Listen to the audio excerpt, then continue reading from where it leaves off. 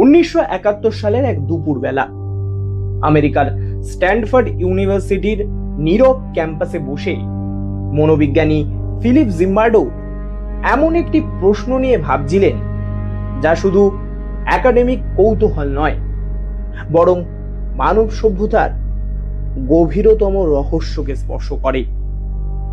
প্রশ্নটি ছিল সহজ, কিন্তু তার পরিণতি ভয়ঙ্কর।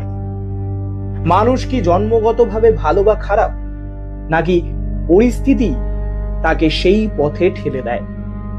এই প্রশ্নের উত্তর খুঁজতে গিয়ে তিনি সিদ্ধান্ত নেন এমন একটি পরীক্ষা চালানোর যা আগে কখনো করা হয়নি।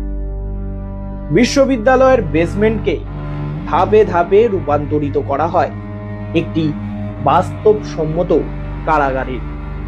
লোহার দরজা, ছোট ছোট সেল, পর্যবেক্ষণ কক্ষ, এমনকি বন্দীদের বিচ্ছিন্ন রাখার ব্যবস্থাও ছিল এই জেলে।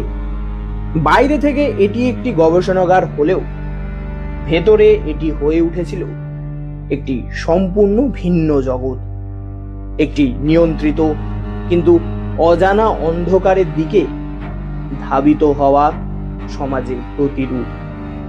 এই মুহূর্তে কেউই বুঝতে পারেনি এই পরীক্ষা শুধু উত্তর খুঁজবে না, বরং নতুন প্রশ্ন তৈরি করবে, যা আজও মানব আচরণকে নিয়ে বিতর্কের কেন্দ্রবিন্দুতে রয়েছে।